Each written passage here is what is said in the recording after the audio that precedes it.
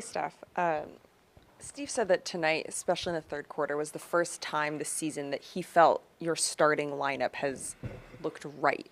So, two-part question is, do you agree with that? Did it feel right? And what has caused that group to struggle a little bit more to start off the season? I don't know the answer to the second question because I feel like it would help us correct that issue. I know it's mostly just our defense and specifically, fouling and the stuff that's plagued us for a while. But like small sample size, but starting to set a pattern of not getting off to great starts is a problem. So we got to correct it. But we're competitors. We have pride and down whatever it was at halftime.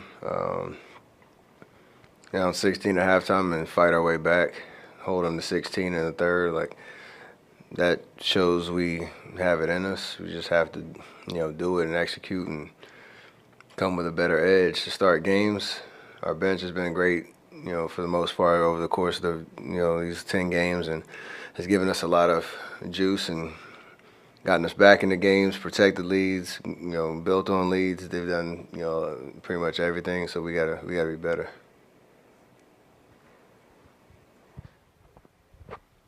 It's your second loss in a week to the Cavs. What would you pinpoint as sort of the biggest struggle that you face against them?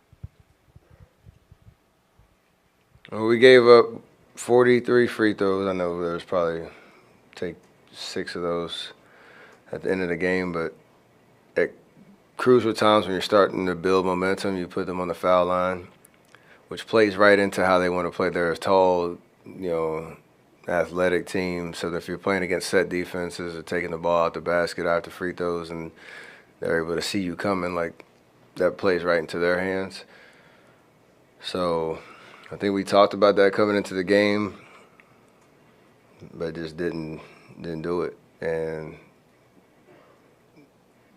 for I think we had talked about like their style is completely different to ours, and we allow them to play their type of game. And in the NBA, you're not gonna be able to outshoot a team every night and overcome those mental errors, no matter how hard we fought in the third. And it's kind of a tough way to lose.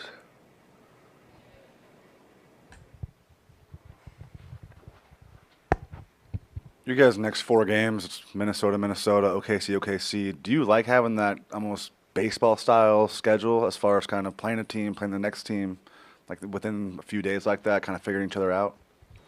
It's as close to the playoffs before April as you can get with those in-game adjustments and game-to-game, just the looks. I think like last week when we were in OKC and then we went to Cleveland, like there's 2 different styles of play, and you have to make adjustments with the regular season, how it challenges you. So for us, especially with the in-season tournament on Tuesday against Minnesota, it'll test us to execute and bring focus on the adjustments that we need to make. What's our game plan going into Sunday, knowing that however that game shakes out, there's going to be adjustments before Tuesday. And I think it tests more the mental than the physical. So it'll be kind of a good measuring stick on where we are. Even especially those 2 teams, Minnesota's playing great, so they're gonna be a tough opponent. OKC is capable of beating anybody any given night. So we want to protect our home court. That's what the 6-game stretch is about. And we're off to a not so good start, so it'll be a good challenge for us.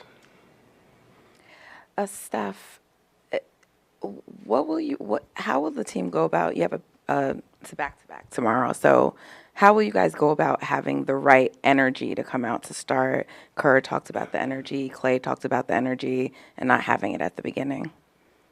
You gotta be professional. I think that's why however long after the game, coming to the podium, all the stuff that you do after the game to get your body starting that recovery process. But you gotta wash this from down the drain. And I talked about it when we left Denver. Because we're home doesn't mean you can show up and win, especially the talented teams that are coming in here. So we usually respond well to this type of feeling when you lose, and again, coming in, understanding what it takes to execute the details of our game plan against a certain team, and that'll be the challenge for tomorrow, especially for that starting unit to get off to a good start. And then just one follow-up, because you mentioned being at home. It's the third game you guys have played at home.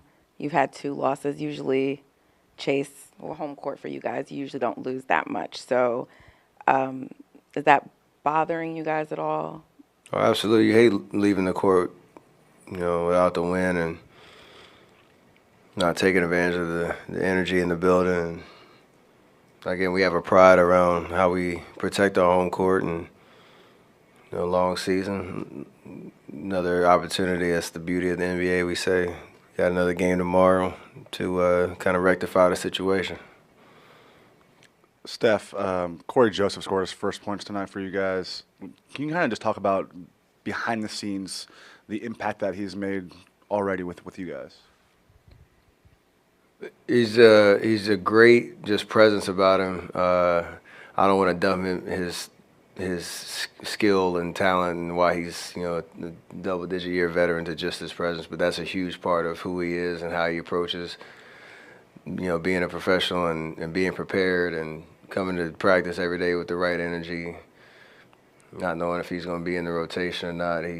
You talk to him and you wouldn't tell. You couldn't tell if things have been going his way or not, because he understands how things can change really quickly in the league. He understands the ins and outs of the business of basketball, and again, what it takes to come in to prepare yourself for when it's your time. And that's why he's the veteran that he is, and a sought after guy.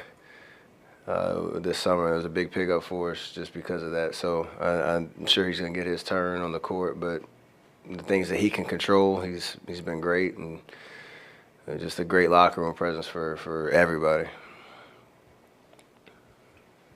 Cool. Yeah, I mean, I remember it. He was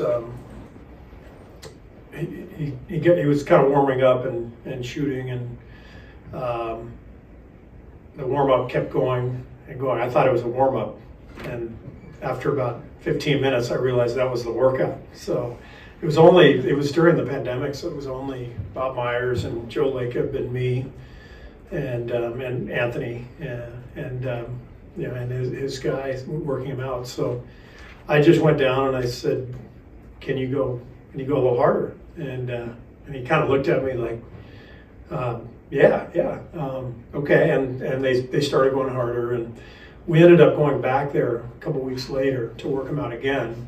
And we went out to dinner, and he told me, he said, "Hey, thanks for saying that.